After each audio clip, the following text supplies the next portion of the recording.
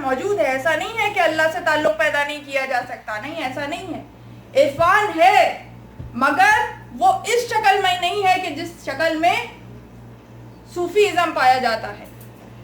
تو ہمارے ہاں ایسا نہیں ہے کہ مفلسی شرط ہے زہد کے لیے، نہیں، آپ کے پاس نعمت خداوندی مال و دولت کی شکل میں ہو سکتی ہے، حلال طریقے سے اگر آپ کو ملی ہے تو بالکل ہو سکتی ہے، اور اس کے ساتھ ساتھ آپ زاہد بھی ہو سکتے ہیں، اس حلال رزق کو تقسیم کرنے والے ہو سکتے ہیں۔ ہاں زاہد ہوں گے، امیر بھی ہوں گے، دولت بھی ہوگی، مگر اس رزق کو زیادہ سے زیادہ تقسیم کرنے والے سخی ہوں گے۔ تو یہی وجہ ہے کہ یہاں مفلسی نہیں ہے۔ یہ تو وہ باغات ہیں جو میں نے آپ کو بتائے حضرت فاطمۃ الزہرا کی ملکیت تھے، اس کے علاوہ علی ابن ابی طالب کی اتنی بڑی میراث تھی، اتنی بڑی زمین جائیداد تھی۔ یہ جو ینبو کا پورا علاقہ ہے یہ تمام کا تمام علی ابن ابی طالب کی ملکیت تھا، کہ جہاں وہ کاشتکاری کیا کرتے تھے۔ ان 25 سالوں میں کہ جن 25 سالوں میں انہیں خلافت سے علیحدہ کر دیا گیا، اور وہ 25 سال علی مرتضیٰ نے خاموشی سے بسر کیے، تو اس وقت میں وہ وہاں کاشتکاری کیا کرتے تھے، اور اس زرعی زمین سے جتنی آمدنی ہوتی تھی وہ تمام کی تمام شیانہ حیدر کرار پہ خرچ ہوا کرتی تھی،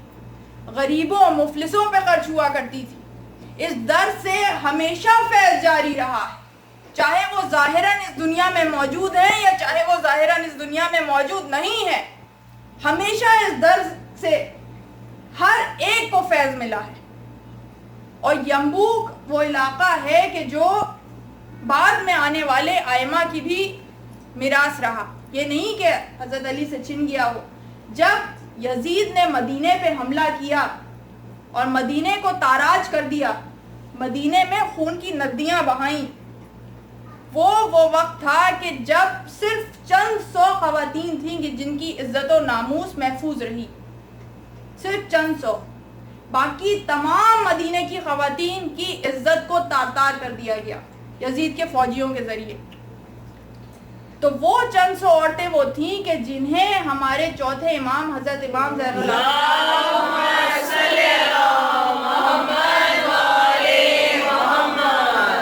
کہ جنہیں ہمارے چوتھے امام نے ینبو میں پناہ دی اپنے گھر میں،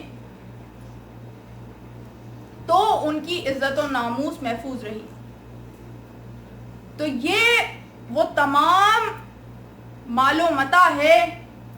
کہ جو مسلمانوں پہ خرچ ہو رہا ہے، اور یہی وجہ ہے کہ جس کی وجہ سے فدق چھینا گیا۔ فدق چھیننے کی کیا وجہ تھی؟ وہ یہی خوف تھا کہ اس خاندان کے ذریعے اس در سے مال و دولت اس طرح سے دیا جاتا رہا تو لوگ ان کے گرویدہ بنتے چلے جائیں گے اور عوام میں انقلاب برپا ہو سکتا ہے۔ اور ہم یہ دیکھتے ہیں کہ پوری اسلامی تاریخ میں ہر خلیفہ وقت کو یہی خوف تھا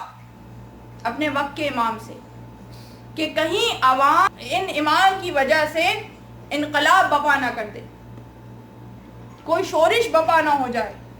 یہی وجہ ہے کہ جو سب سے بڑا باغ تھا وہ باغ فدق چھین لیا گیا فاطمۃ الزہرا سے۔ تو یہ وہ وجہ ہے کہ جس کی وجہ سے کوشش یہ کی گئی کہ فائنینشلی، معاشی طور پہ کمر توڑ دی جائے اہل بیت کی، مگر یہ بات بھی اپنی جگہ روز روشن کی طرح آیا ہے کہ فاطمۃ الزہرا اگر دربار میں گئی ہیں اس باغ کو لینے کے لیے تو وہ کوئی کسی لالچ کی بنا پہ نہیں گئی، یا ایسی بات نہیں تھی کہ ان سے باغ چھن گیا تو انہیں بہت کوئی تکلیف ہوئی ہو۔ مال تو ان کے لیے کوئی اہمیت ہی نہیں رکھتا۔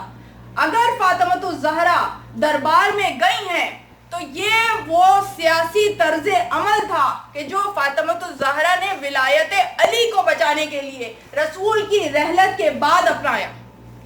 رسول کی رحلت کے بعد پوری پلاننگ سے فاطمۃ الزہرا نے ایک سیاسی تحریک شروع کی۔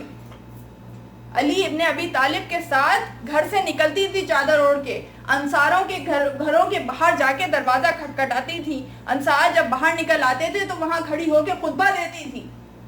کہ پہچانو کہ یہ کون علی ہیں، علی کو نہیں پہچانتے تو مجھے تو پہچانتے ہو،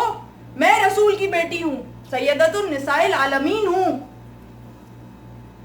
جب میں یہ کہہ رہی ہوں کہ علی حق پہ ہیں اور انہیں غدیر کا واقعہ یاد دلاتی تھی، غدیر کی حدیث یاد دلاتی تھیں، اور وہ تمام احادیث کے جو ممبر سے رسول علی مرتضیٰ کی شان میں بیان کرتے تھے وہ تمام کی تمام بیان کرتی تھی، در در پہ جا کے سوال کیا کرتی تھی بیوی۔ ایک یہ، اور اس کے بعد دربار میں اس لیے گئیں تاکہ حجت کو تمام کر دیں۔ اور دیکھیے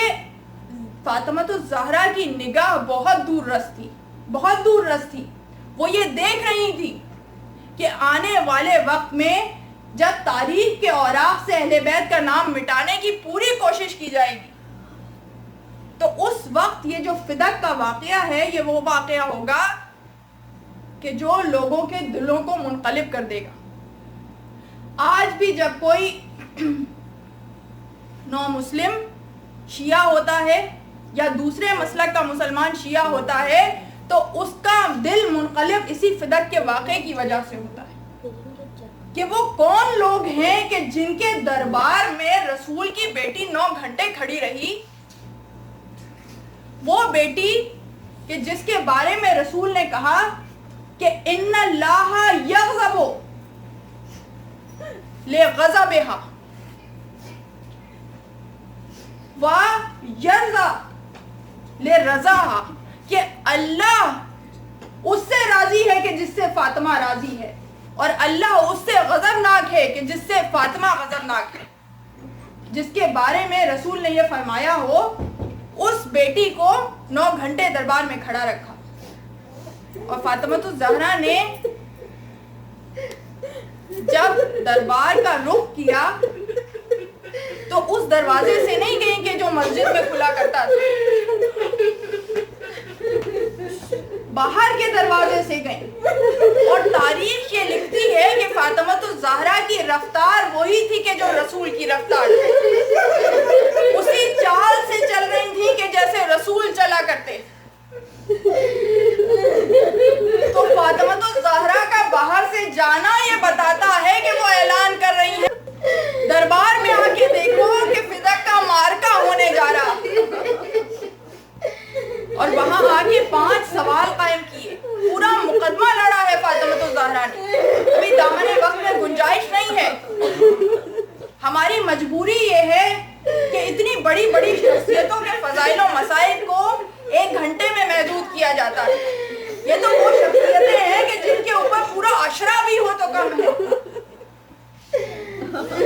تو اگر آپ تاریخ اٹھا کے دیکھیں فدق کا خطبہ بھی موجود ہے، تاریخ اٹھا کے دیکھیں تو فدق کا مقدمہ بھی موجود ہے، جو الفاظ فاطمۃ الزہرا کی زبان سے نکلے ہیں تاریخ میں سب موجود ہے، مگر وہ تمام سوال ایسے تھے کہ جن کا کوئی جواب نہیں دیا گیا۔ اور جب فاطمۃ الزہرا مایوس ہو گئی تو اس کے بعد یہ کہتی ہوئی دربار سے نکلی کہ یہ ناقہ قیامت تک زخمی رہے گا، خلافت کا یہ ناقہ قیامت تک زخمی رہے گا۔ اور اس کے بعد دربار سے نکل کے فاطمۃ الزہرا سیدھی قبر رسول پہ آئی، اور قبر رسول پہ آنے کے بعد اپنے دونوں ہاتھ قبر رسول پہ رکھ دیے، اور اس کے بعد